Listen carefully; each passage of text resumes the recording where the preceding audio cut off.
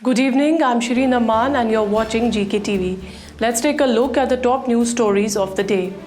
In the biggest news story today, the Bharatiya Janata Party has released its Sankalp Patra, the much-awaited manifesto for the upcoming assembly polls in the Union Territory.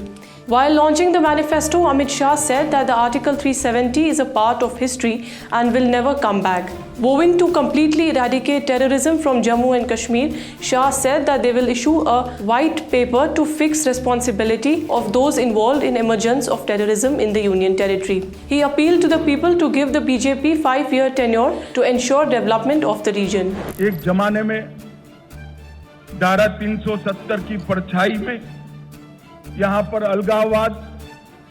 अलगाववादियों की मांगे, हुर्रियत जैसे संगठन और हुर्रियत जैसे संगठनों के नतमस्तक होती हुई सरकारें हमने देखी थी। ये 10 साल के अंदर आज धारा 370 और 35A पास्ट बन गया है, वो हमारे संविधान का हिस्सा नहीं है। इसका पूरे भारत और जम्मू कश्मीर की जनता को आनंद है। यहाँ जो शांति, विकास और सामाजिक न्याय जमीन पर उतरने का काम हुआ है, इसका मूल कारण नरेंद्र मोदी जी का एक ऐतिहासिक फैसला 5 अगस्त 2019 को धारा 370 को समाप्त करने। बड़ी दुख की बात है, विगत दिनों में एनसी का एजेंडा मैंने पढ़ा है और एनसी के एजेंडे को कांग्रेस का मौन समर्थन भी मैंने देखा है, मगर मैं आज आप सभी पत्रकार भाइयों के माध्यम से पूरे देश को स्पष्ट कर देना चाहता हूं, धारा 370 इतिहास बन चुकी है, वो कभी लौटकर नहीं आने सकती, हम आने भी नहीं। National Conference Vice President and former Chief Minister of J&K Umar Abdullah has alleged that the New Delhi was trying to silence him by fielding candidates from jails. Mr. Abdullah said that the centre is hatching a deep conspiracy against the National Conference to keep it away from people's representation. कल साबित हुआ आखिर में कि ये जो हो रहा है, जेल से लोगों को लाके मेरे खिलाफ इलेक्शन लड़वाना, ये कोई मामूली बात नहीं है। नहीं तो मुझे बताइए ना, वो शख्स पहले गांधरबल से कागज भरता है, फिर क्योंकि हमने पहले ऐलान नहीं किया कि मेरा दूसरा सीट कौन सा होगा, इससे पहले मैं एमएलए बीरवा का था, उनको शक था कि मैं बीरवा से कागज भरूंगा, उसने अपने कागज बीरवा से तैयार किए। जब दोपहर को मैंने बड़गाम से अपना दूसरा कागज का हिस्सा भरा, ये लोग फंस गए थे क्योंकि मैंने पहले बीरवा से अपनी तैयारी की थी। अब इससे आपको पता चल जाता है कि जम्मू कश्मीर में और खासकर कश्मीर में किसी और सियासतदान को दिल्ली वाले खामोश करने की कोशिश नहीं कर रहे हैं जितना वो मुझे खामोश करने की कोशिश। PDP Chief Mehbooba Mufti took a jibe at National Conference Vice President Umar Abdullah today, saying that the formation of PDP has led other parties to urge, force and seek votes with folded hands.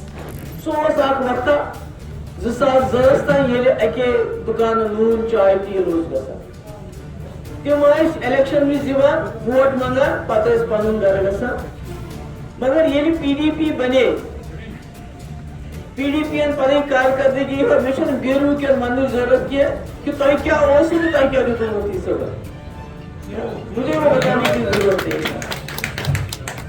تو آج میں خوشی کہ آج P D P میدانس من آسن وجہ کہ بڑے بڑے لیڈر آج لکن گلز گڑت ووٹ منگان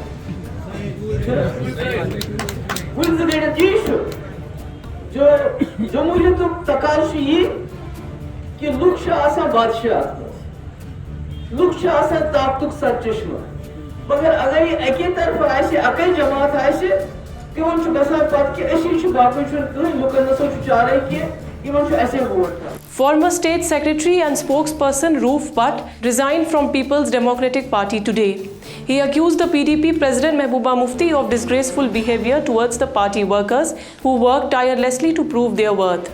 کہ جو ہمارے ورکر صاحبان ڈیڈیکیٹڈ ورکر مشکل حالات میں جو ہے پارٹی کے ساتھ رہے, پارٹی کا ساتھ دیا, تھکے نہیں, جھکے نہیں, اور اس کے بعد آج ان کو سائیڈ لائن کیا گیا, وہ بیسک ریزن رہا. اور اس کے ساتھ ساتھ ان لوگوں کو جو ہے پھر انٹری دی گئی جنہوں نے مشکل حالات میں پی ڈی پی کو چھوڑا.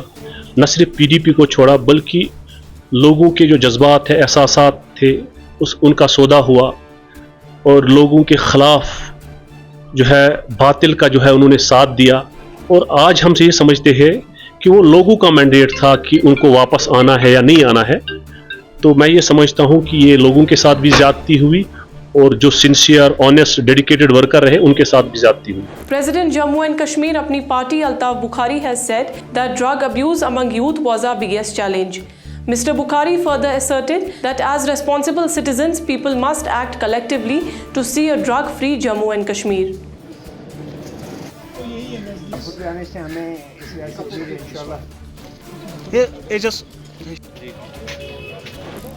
انفراسٹرکچر بہت بڑا چیلنج ہے, ڈرگز کا پھیلاؤ بہت بڑا چیلنج ہے. سب سے بڑا چیلنج ہے جو لوگوں کو لگتا ہے کہ ان کو ڈس ایمپاور کیا گیا ہے, جو پچھلے 10 سال میں یہاں ڈس ایمپاورمنٹ ہو گئی ہے. لوگوں کو ایک بھروسہ سا اٹھ گیا ہے کہ شاید ہندوستان کی سرکار ہم کو ڈس ایمپاور کرنا چاہتی ہے, اور مجھے لگتا ہے کہیں نہ کہیں یہ آواز دلی تک بھی پہنچے گی. ووٹ تو جموں کشمیر کے لوگ ڈالیں گے, لیکن جس طرح سے دلی والوں آپ نے ہمیں ڈس ایمپاور کیا ہے, ایک 200 سالہ پرانی ریاست کو ختم کیا ہے, لوگ یہ کبھی معاف نہیں کریں گے. یہاں تو ہر جگہ یوٹی اسٹیٹ بنتی ہے, ہمیں آپ نے ڈس ایمپاور کیا ہے, شاید اس لیے کہ ہم مسلمان ہیں. کہنا نہیں چاہتا تھا لیکن کہنا پڑتا ہے. ہندوستان میں 22 کروڑ مسلمانوں کے لیے کشمیر ایک سگنل ہوتی ہے. آپ جیسا ویوہار ہمارے ساتھ کریں گے, ہندوستان کا مسلمان اس کو تجزیہ کرتا ہے, کہتا ہے جب اس اکثریت والی خطے کو اپنے حقوق نہیں دیے جاتے ہیں تو ہمارا کیا ہے. Now on to some international news.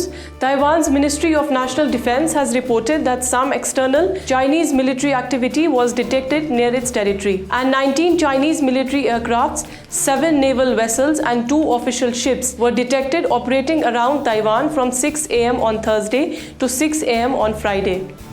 Now it's time for a weather update. Today, heavy morning downpour has lashed the valley, while the Meteorological Department Srinagar predicted a fresh, wet spell of rain to continue from tomorrow till September 15 to 16. That's it for today. Stay connected. Keep watching GK TV.